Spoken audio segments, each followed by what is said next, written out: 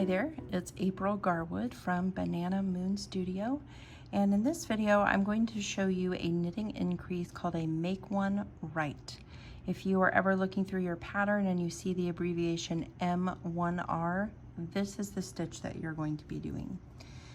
This increase is one that we place in between two stitches, and the way that this is done is you look for the bar in between the stitches, or the strand of yarn that's connecting the two stitches on the ends of my needles, and that is right here.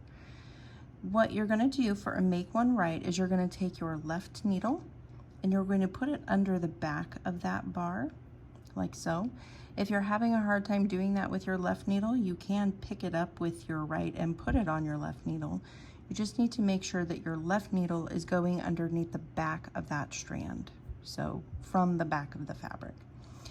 And then you are going to take your right needle and you're going to knit the stitch just by going under this loop here, just as you would for a regular knit stitch.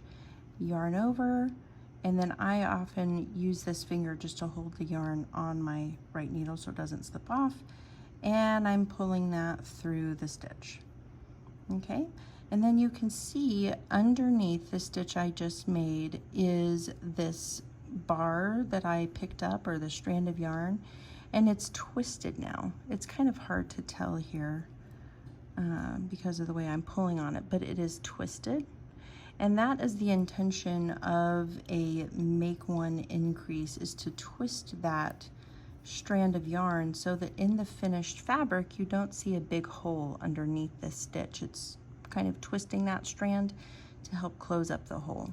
So I'm going to demonstrate that again. With your left needle, you'll go under the bar between the stitches from the back, and then you will take your right needle and go under the front of that stitch, just like you would for a regular knit stitch, yarn over, and pull that through the stitch.